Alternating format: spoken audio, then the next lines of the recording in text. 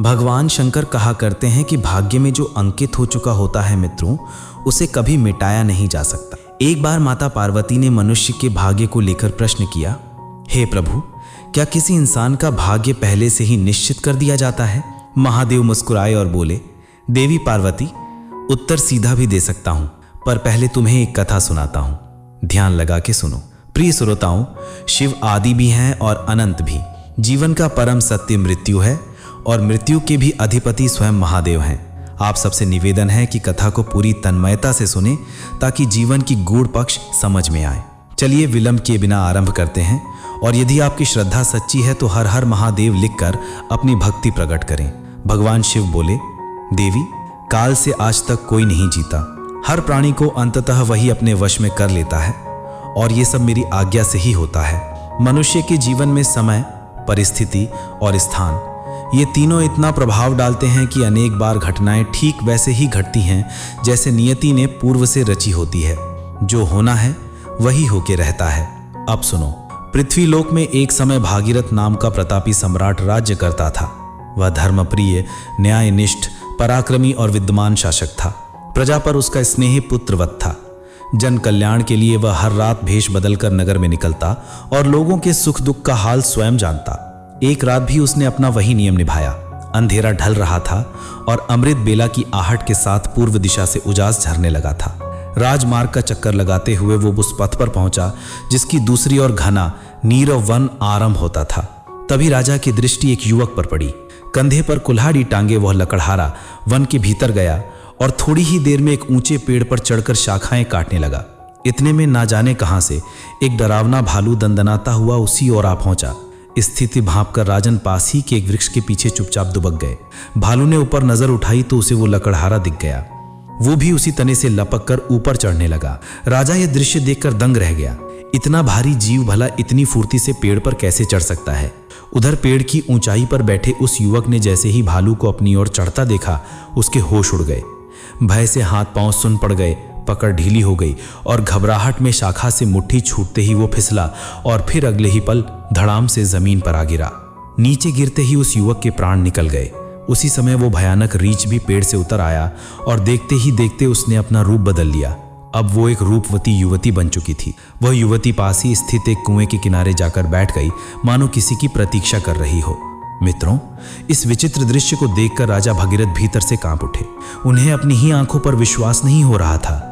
थकान और नींद सब अचानक उड़ गए, क्योंकि उस प्राणी का बार बार भेष बदलना राजा के मन को उलझनों से भर चुका था। उन्होंने निश्चय किया कि अब इस रहस्यमयी स्त्री का पीछा करेंगे और देखेंगे कि आगे क्या करती है। राजा दूर खड़े होकर सावधानी से उस स्त्री को देखने लगे। कुछ ही समय बाद राजन की नजर पड़ी दो सिपाहियों पर जो रात की गश्त पर निकले थे। संयोग से वे दोनों आपस में सगे भाई थे। छोटे भाई की दृष्टि जैसे ही उस कुएं के पास बैठी अकेली युवती पर पड़ी, वो उसे देखते ही मोहित हो गया। उसने बड़े भाई से कहा, भाई देखो, वो सुंदरी कुएं के पास बैठी है। उसे देखते ही मेरा हृदय प्रेम से भर गया है। मेरा मन कह रहा है कि यही मेरे लिए योग्य वधू है। छोटे की बात सुनकर बड़े भाई ने भी उस स्त्री की ओर देखा और स्वयं भी पूरी तरह से मोहित हो गया। उसने कहा, छोटे, बड़े भाई के रहते विवाह का अधिकार पहले मुझे है। मैं बड़ा हूं और ये युवती भी मुझे पहली नजर में भाग गई है, इसीलिए इससे विवाह तो मैं ही करूंगा। तब छोटे भाई ने प्रतिवाद किया, भैया, इसे सबसे पहले मैंने देखा है, इसलिए इसका अधिकार भी मुझ पर है। विवाह मैं ही करूंगा। तब बड़े भाई ने समझाने का प्रयास किया, हम व्यर्थ में झगड़ रहे हैं, क्यों ना हम सीधे इस स्त्री से ही पूछ लें। जिसे ये चुनेगी वही इसका पति बनेगा। यह तय करके वे दोनों भाई उस सुंदर कन्या के पास पहुंचे। बड़े भाई ने प्रश्न किया, हे सुंदरी, आप कौन हैं और यहाँ अकेले क्यों बैठी हैं? युवती ने धीमे स्वर में उत्तर दिया, हे सिपाही, मेरा नाम रूपा है। मैं पास के गांव की रहने वाली हूँ। मैं अपने भावी पति की तलाश में इस वन में भटक रही हूँ। इतना सुनकर छोटा भाई तुरंत बोला, क्या हुआ, बताओ, तुम्हारा पति कहाँ है? हम दोनों मिलकर उसे खोजने में तुम्हारी सहायता कर सकते हैं। उस युवती ने धीमे स्वर और हल्की मुस्कान के साथ कहा, अजी, मैं तो अभी तक अविवाहित हूँ और किसी योग्य वर की खोज में भटक रही हूँ। इस संसार में मेरा कोई नहीं बचा। एक माँ थी, वह भी कुछ ही दिन पूर्व चल बसी। ये सुनते ही छोटा भाई उत्साह से बोला, वाह, ये तो अद्भुत संयोग है। हम दोनों भाई भी कुंवारे हैं। यदि तुम्हें स्वीकार हो तो तुम हम में से किसी एक से विवाह कर सकती हो। उस लड़की ने हंसते हुए कहा, मुझे तो तुम दोनों ही पसंद हो, अब तुम ही तय करो कि मैं किससे विवाह करूं। बड़े भाई ने कहा, यही दुविधा लेकर तो हम तुम्हारे पास आए हैं। अच्छा, यदि तुम चाहो तो तुम ही इस निर्णय को करो। युवती ने सिर झुकाकर कहा, ठीक है, मैं स्वयं तय कर लूंगी, किंतु इसके साथ मेरी एक शर्त होगी। दोनों भाई एक साथ बोले, बताओ हमें क्या करना होगा। तब वह कन्या बोली, तुम दोनों में से जो अधिक साहसी और बलशाली सिद्ध होगा, मैं उसी के साथ विवाह करूंगी। मित्रों, ये सुनते ही दोनों भाइयों के भीतर प्रतिस्पर्धा की ज्वाला भड़क उठी। एक दूसरे से श्रेष्ठ और पराक्रमी सिद्ध करने की लालसा में वे आपस में युद्ध करने लगे। तलवारें खींच गईं और संघर्ष की गर्मी में छोटे भाई ने बड़े के पेट को चीर दिया, लेकिन बड़े भाई ने भी पलटवार किया और छोटे का गला काट डाला। देखते ही देखते दोनों भाई तड़पते तड़पते प्राण त्याग बैठे। तभी वह युवती जोर से ठहाका लगाकर हंसी और उठकर घने जंगल में भीतर की ओर चली गई। दूसरी ओर ये सब देखकर राजा भगीरथ स्तब्ध रह गए। मन ही मन उन्होंने कहा, यह स्त्री छलावा थी, अब यह आगे क्या करने वाली है। ऐसा सोचकर उन्होंने भी चुपचाप दूरी बनाए रखते हुए उस रहस्यमयी नारी का पीछा करना आरंभ किया। इस समय तक सूर्यदेव पूरी तरह उदय हो चुके थे, किंतु राजा का मन और बुद्धि उस रीछ का रूप बदलकर युवती बन जाने की घटना देखकर विचलित हो चुके थे। अब उन्हें न नींद का भान था, न भूख प्यास की सुग, न ही राजपाट की चिंता। उनके भीतर केवल एक जिज्ञासा चल रही थी, इस रहस्यमयी स्त्री का रहस्य क्या है। राजा सावधानी से दूर दूर चलते हुए उसका पीछा करते रहे और लगभग 2 कोस तक आ गए। तभी अचानक वह स्त्री फिर एक विचित्र रूप धारण कर लेने वाली थी और राजा के आश्चर्य की सभी सीमाएं टूटने लगी। देखते ही देखते वही मोहक युवती अचानक एक भयानक रूप धारण कर बैठी। क्षण भर में उसका स्वरूप बदल गया और वह एक विषैली नागिन बन गई। वह फुफकारती हुई बड़ी तेजी से आगे सरकने लगी। थोड़ी दूरी पर एक चौड़ी नदी बह रही थी। नाग नदी के किनारे पहुंचा और राजा भगीरथ की आंखों के सामने ही जलधारा में कूद पड़ा। संयोग से नदी के मध्य भाग में एक नाव तैर रही थी, जिसमें 10-12 यात्री बैठे हुए थे। जैसे ही वह जहरीला नाग उस नाव की ओर बढ़ा, किनारे पर खड़े राजा विस्मय और भय से दृश्य निहारते रहे। अगले ही पल नाग नाव में कूद गया। उसकी झलक मिलते ही नाव में अफरा तफरी मच गई। यात्रियों ने अपनी अपनी जान बचाने के लिए घबराकर पानी में छलांग लगा दी। भगदड़ इतनी तीव्र थी कि नाव अचानक उलट गई। जिन यात्रियों को तैरना आता था वे किसी तरह किनारे तक पहुंच गए, किंतु जो तैरना नहीं जानते थे वे सभी जल समाधि ले बैठे और उनकी वही मृत्यु हो गई। थोड़ी ही देर बाद वह विषधर नदी से बाहर निकला और भूमि पर रेंगते हुए फिर आगे बढ़ गया। राजा भगीरथ अब भी उस रहस्यमय प्राणी का पीछा करते रहे। चलते चलते कुछ दूरी पर एक और विचित्र दृश्य सामने आया। वह नाग फिर से अपना रूप बदल चुका था। अब वह एक गरीब वृद्ध ब्राह्मण के वेश में था। राजा ने सोचा, यही उचित समय है इसके रहस्य को जानने का। इस समय यह एक निहत्थे वृद्ध ब्राह्मण का भेष धारण किए है, इससे मुझे कोई खतरा नहीं होगा। अब मैं आसानी से इसके समीप जाकर बात कर सकता हूँ। यह विचार कर वे शीघ्रता से उसके पास पहुंचे। राजा ने हाथ जोड़कर विनम्रता से प्रणाम किया। वृद्ध ब्राह्मण ने भी आशीर्वाद देते हुए हाथ उठाए। तब राजा ने गंभीर स्वर में पूछा, हे ब्राह्मण देव, आप कौन हैं? ब्राह्मण ने उत्तर दिया, राजन, क्या तुम्हें दिखाई नहीं देता? मैं एक ब्राह्मण हूँ और साथ ही वैद्य भी। अभी तुरंत मुझे राजमहल जाना है, क्योंकि वहां के राजा प्राण संकट में हैं और उन्हें वैद्य की आवश्यकता है। यह सुनते ही राजा भगीरथ स्तब्ध रह गए। उनके शरीर पर पसीने की बूंदें छलक आईं और वे भीतर तक हिल गए। राजा भगीरथ का शरीर पसीने से तरबतर हो चुका था और अब उनका धैर्य भी टूटने लगा। मित्रों, भगवान शिव कहते हैं, हे पार्वती, ऐसा स्वाभाविक ही है, क्योंकि हर मनुष्य मृत्यु से भयभीत होता है, और यदि वही मृत्यु उसके सामने खड़ी होकर उससे संवाद करने लगे तो कौन स्थिर रह पाएगा। उस समय राजन भीतर से कांप उठे, किंतु उन्होंने साहस बांधते हुए ब्राह्मण से कहा, हे विप्र, कुछ तो सच्चाई बताइए। इस प्रकार झूठ बोलना आपके लिए उचित नहीं है। ऐसा करने पर आपको दंड भी मिल सकता है, यहाँ तक कि सूली पर भी चढ़ाया जा सकता है। और एक बात जान ले, इस राज्य का राजा मेरा मित्र है और वो अभी भी सुरक्षित है। ब्राह्मण ने हल्की मुस्कान के साथ उत्तर दिया, मैं सब जानता हूँ, किंतु तुम व्यर्थ ही मेरा समय गंवा रहे हो। मैं जो भी हूँ उससे तुम्हें क्या लेना देना, तुम अपने काम से काम रखो। ये सुनकर राजन ने ऊंचे स्वर में कहा, हे ब्राह्मण, आप पुनः असत्य कह रहे हैं। आप ब्राह्मण नहीं हैं, आप वो नहीं हैं जो मुझे दिखाई दे रहे हैं। मैं आपका तब से पीछा कर रहा हूँ जब आप रीछ के रूप में थे और आपने उस युवक लकड़हारे को मारा था। फिर आपने एक युवती का भेष रचा और 2 सगे भाइयों को आपस में लड़ाकर मरवा दिया।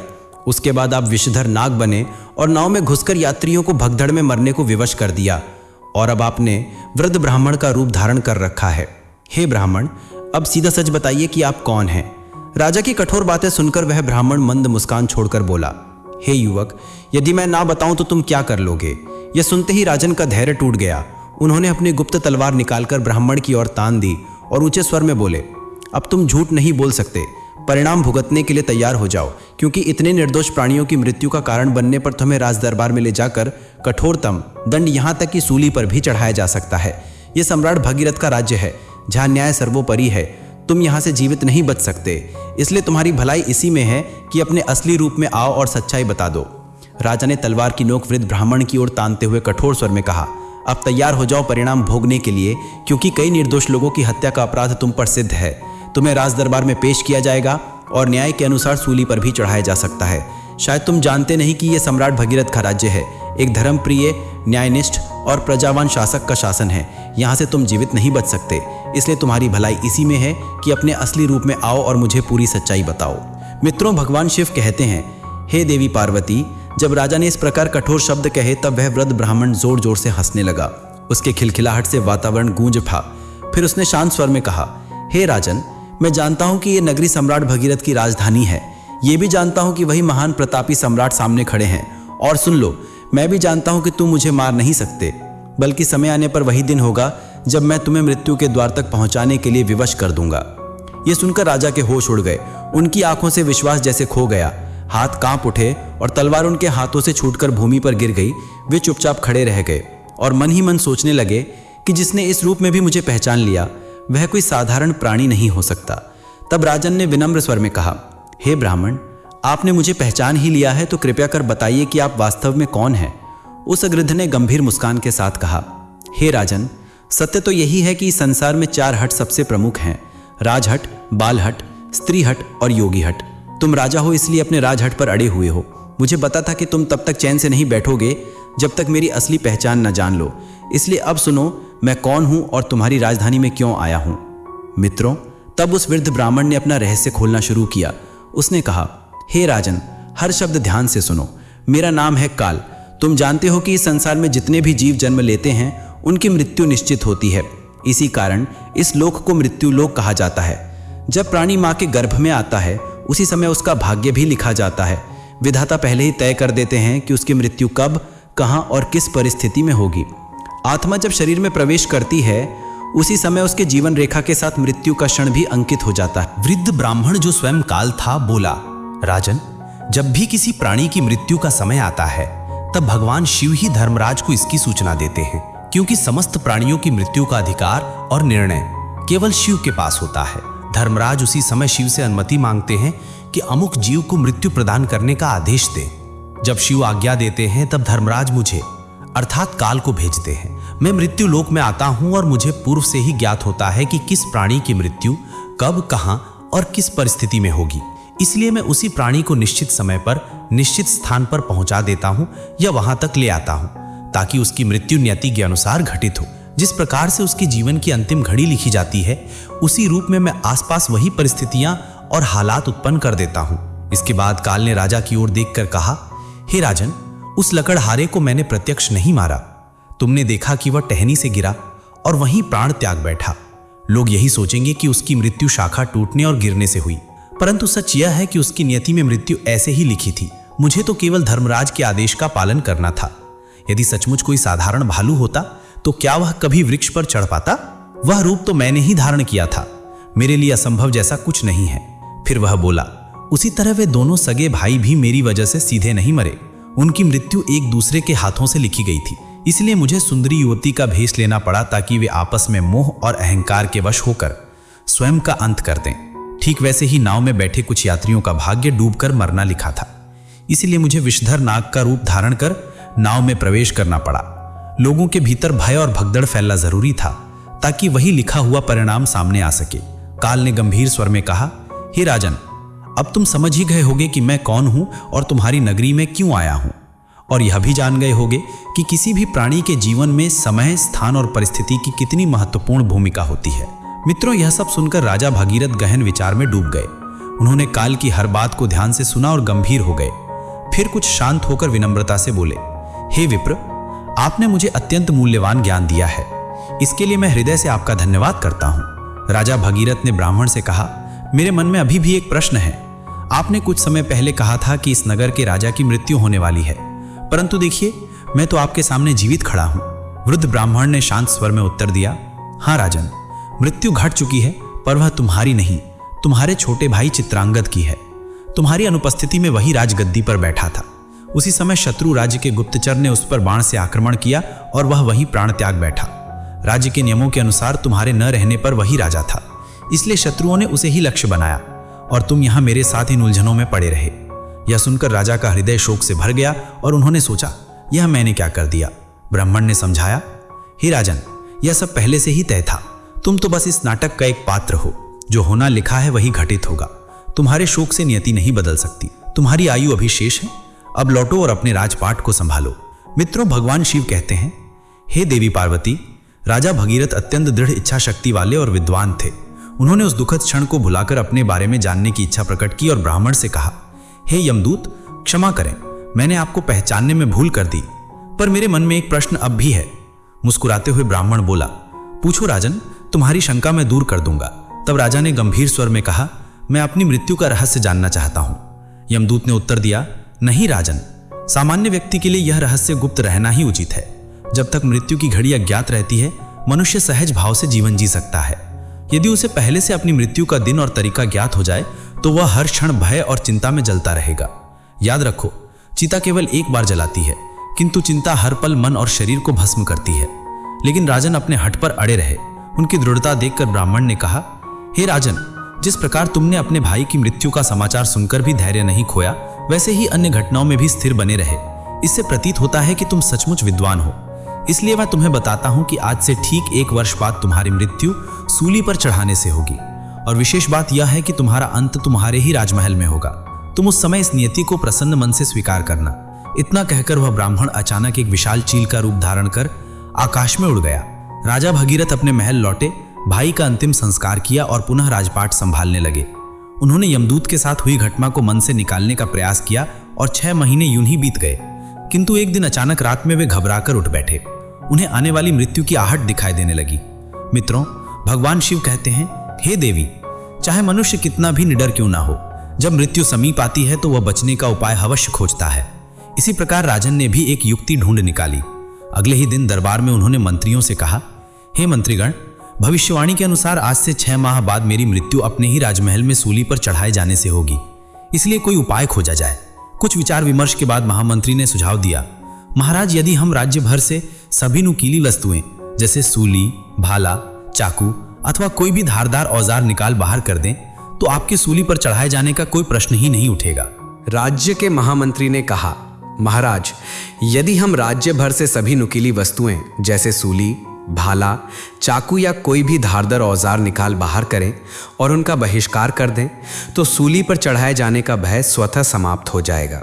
ये उपाय सुनकर राजा सहित सभी दरबारी सहमत हो गए और तत्काल पूरे नगर से ऐसी वस्तुएं हटवा दी गईं। मित्रों, इससे राजन भगीरथ कुछ हद तक निश्चिंत हो गए, किंतु मृत्यु का भय अब भी उनके मन से नहीं गया। उनकी रातों की नींद छिन चुकी थी और वे अपना मन बहलाने के लिए नए नए शौक खोजने लगे।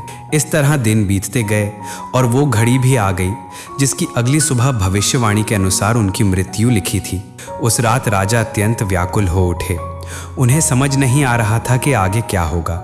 वे सोचने लगे, यदि मैं राजमहल में न रहूं तो शायद महल में होने वाली ये मृत्यु टल सकती है। ये सोचकर उन्होंने भिखारी का भेष धारण किया और मध्य रात्रि में चुपचाप महल से निकलकर नगर में घूमने लगे। कई दिनों की जागरण और तनाव के कारण वे थके हुए थे, अतः एक घर में जाकर शरण ले ली। संयोग से वो घर राजमहल के दर्जी का था, जो राजा और रानी के विशेष वस्त्र सिया करता था। थकान से चूर राजा कोने में जाकर सो गए। रात्रि का अंतिम प्रहर बीत रहा था। राजमहल में किसी को राजा की अनुपस्थिति का ज्ञान नहीं था। सब यही मान रहे थे कि वे अपने कक्ष में विश्राम कर रहे हैं। इसी बीच कुछ चोर उस दर्जी के घर में घुसे और राजसी वस्त्र चुरा ले गए। सुबह जब दर्जी को चोरी का पता चला तो उसने कोने में सोए उस भिखारी को ही चोर समझ लिया। असल में वो राजा भगीरथ ही थे, किंतु गरीब के भेष में। दर्जी ने उन्हें बांधकर दरबार में पहुंचा दिया। दरबार में उस समय राजन भगीरथ का पुत्र अंगद गद्दी पर बैठा था। पिता की अनुपस्थिति में वही शासन देख रहा था। उसने बिना कुछ पूछे आदेश दिया, इस चोर को सूली पर चढ़ा दो। ये आदेश सुनते ही राजा घबराकर जाग उठे और चारों ओर देखा। उन्हें एहसास हुआ कि अपने ही पुत्र ने उन्हें चोर समझकर मृत्यु दंड सुना दिया है। जब दरबारियों ने राजा की बात सुनी तो सभी धर्म संकट में पड़ गए।